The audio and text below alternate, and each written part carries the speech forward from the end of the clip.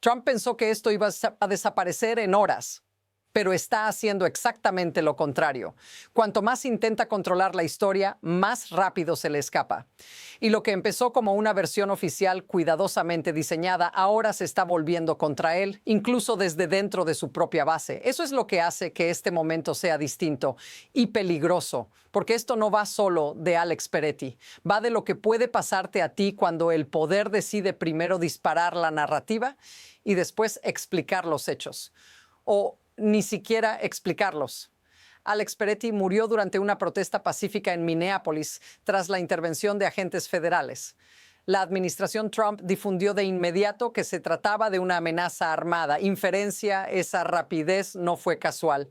Fue una carrera por fijar un relato antes de que las imágenes hablaran solas. Pero aquí es donde la historia se rompe. El video, según se describe, no muestra a un hombre atacando. Muestra a alguien con las manos visibles, intentando ayudar a otra persona mientras es rociado con gas pimienta. Y cuando esa contradicción aparece, ya no importa cuántos comunicados publiques después. Ahora fíjate en esto. No solo reaccionaron los críticos habituales de Trump. Sectores de su propio entorno político, comentaristas conservadores y defensores de la Segunda Enmienda empezaron a cuestionar la versión oficial. Inferencia. Cuando incluso tus aliados dejan de repetir el guión, el problema no es de percepción, es estructural. Y lo más inquietante es lo que nadie ha negado todavía. Porque mientras el discurso insiste en justificar lo ocurrido, crecen las preguntas, las presiones y las grietas. Esto ya no es un incidente aislado, es un punto de inflexión y la forma en que se maneje va a definir qué se considera normal a partir de ahora. Y espera, porque el siguiente detalle no solo cambia cómo entiendes esta muerte, cambia lo que viene después para todos. Lo que ocurrió en Minneapolis no apareció de la nada. Esa es la primera clave que mucha gente está pasando por alto, porque la reacción no fue improvisada, fue automática. Apenas horas después de la muerte de Alex Peretti, cuentas oficiales, portavoces del gobierno y figuras cercanas a Trump ya estaban usando las mismas palabras: terrorista, amenaza, insurrección. Inferencia: cuando todos repiten exactamente el mismo encuadre, no es coincidencia, es coordinación. Pero aquí viene el giro. Esa versión no se apoyó primero en una investigación, se apoyó en una suposición que el público aceptaría sin preguntar, que bastaba con decir tenía un arma para cerrar el caso. Y durante años eso ha funcionado. Esta vez no. El propio contenido reconoce que Peretti tenía un permiso legal de porte oculto y que el arma no fue desenfundada. El argumento oficial pasó rápidamente de amenaza inmediata a no deberías portar un arma en una protesta. Fíjate en el cambio. Ya no están describiendo lo que pasó. Están diciendo cómo deberías comportarte para no morir. Y aquí es donde esto deja de ser un caso individual y se convierte en un patrón. Porque si protestar es un derecho y portar legalmente un arma también lo es, la pregunta incómoda aparece sola. ¿En qué momento dos derechos constitucionales juntos se convierten, según el poder, en una sentencia de muerte? Ahora observa lo que no están discutiendo. No están debatiendo si hubo desescalada. No están explicando por qué se disparó 11 veces. No están aclarando por qué las autoridades locales y estatales fueron apartadas de la investigación. El foco se mueve, pero el vacío permanece. Y mientras tanto, algo más grande empieza a formarse alrededor de este caso. El impacto ya no es solo doméstico. El contenido menciona reacciones internacionales, llamados a boicots y cuestionamientos sobre la seguridad en Estados Unidos. Inferencia. Cuando una narrativa interna empieza a dañar la imagen externa del país, el problema deja de ser político y se vuelve sistémico. Así que no te quedes solo con el titular. La verdadera pregunta no es ¿qué dijeron después? Es por qué dijeron eso tan rápido. ¿Y qué necesitaban evitar que vieras primero? Porque cuando miramos con calma la primera prueba concreta, la historia toma un rumbo muy distinto.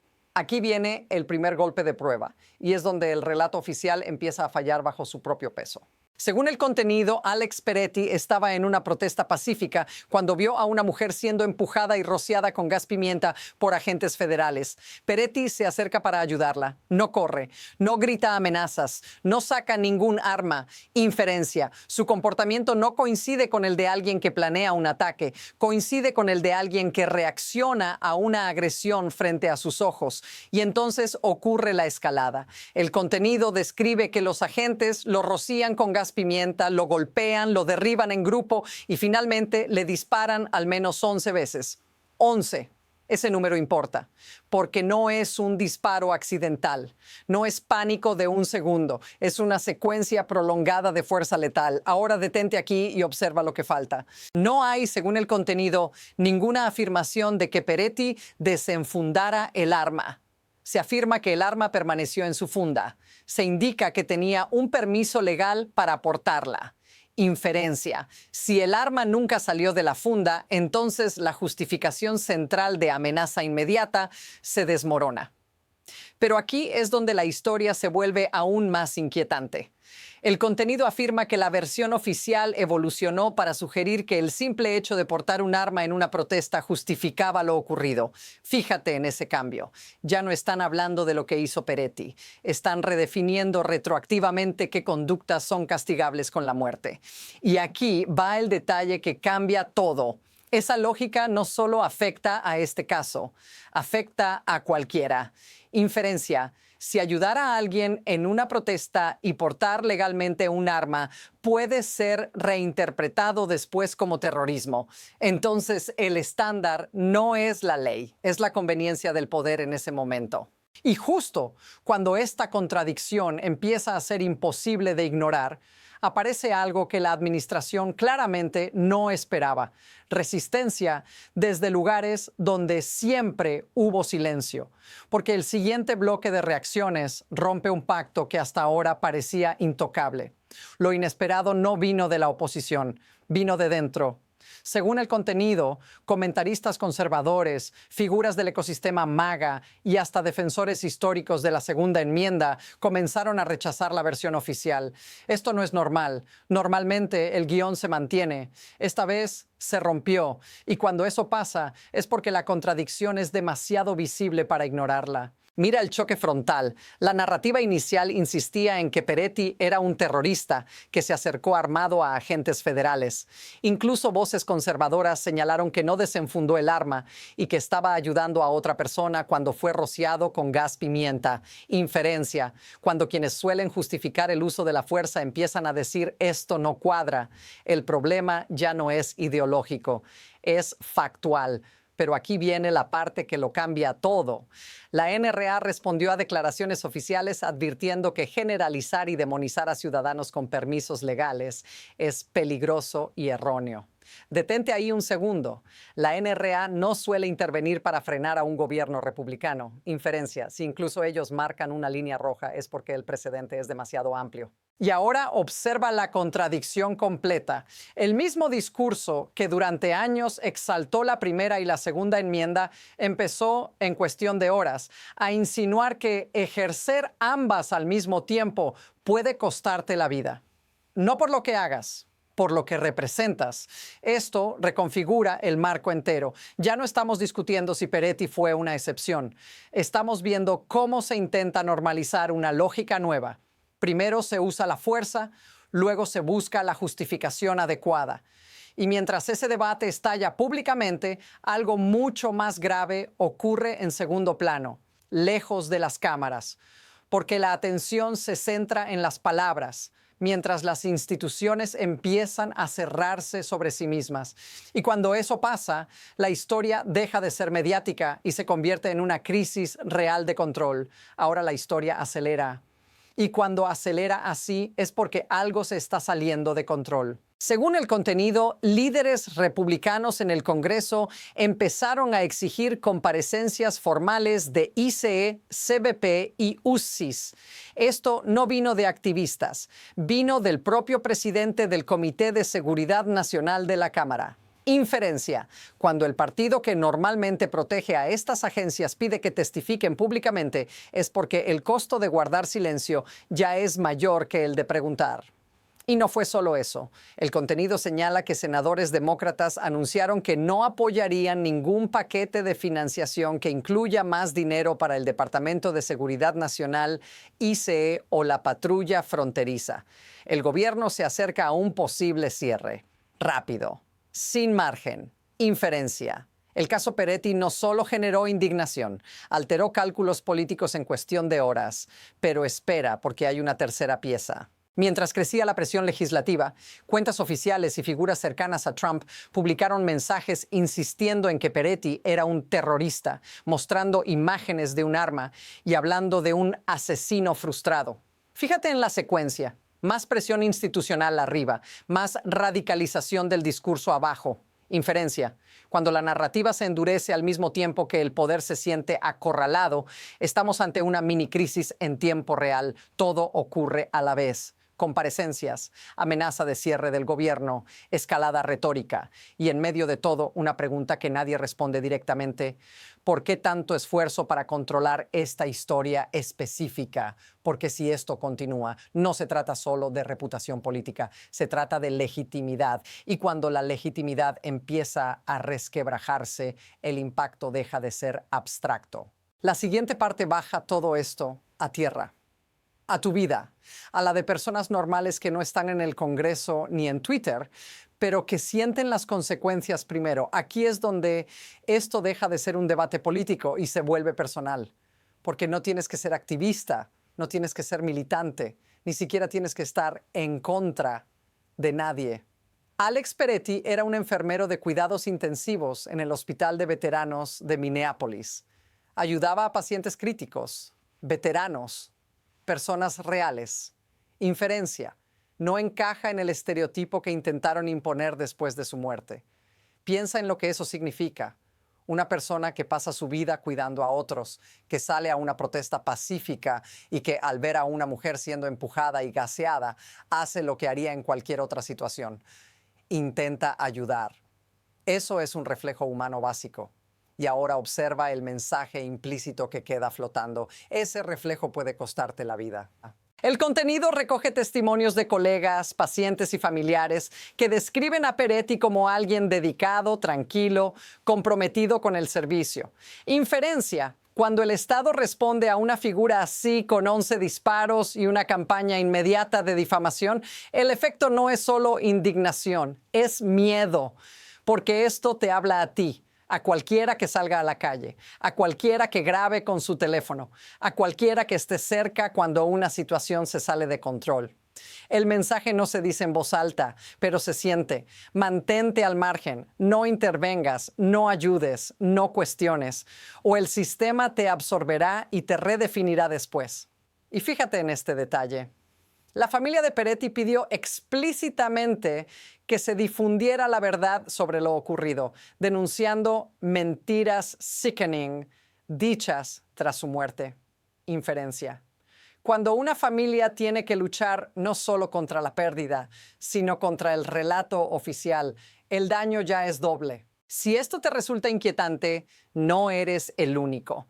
Si te suena demasiado cercano, dilo en los comentarios, porque esa reacción colectiva, esa sensación de esto podría haber sido cualquiera, es lo que empieza a mover cosas.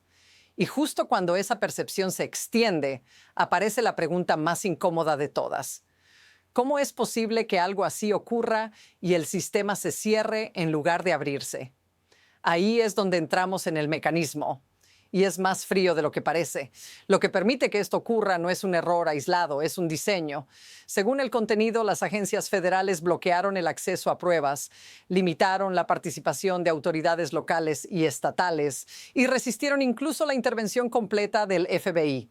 Inferencia, eso no es caos. Es contención. Cuando el sistema se siente amenazado, se cierra para protegerse a sí mismo antes que para aclarar la verdad. Aquí está el mecanismo. Primero, fuerza, rápida, abrumadora. Luego, una narrativa inmediata que redefine a la víctima como amenaza. Después, control del flujo de información. Quién investiga, quién habla, quién queda fuera. Todo ocurre antes de que el público tenga tiempo de procesar lo que vio con sus propios ojos. Y esto es clave. No necesitas convencer a todos. Solo necesitas confundir lo suficiente, crear ruido, convertir hechos claros en debates.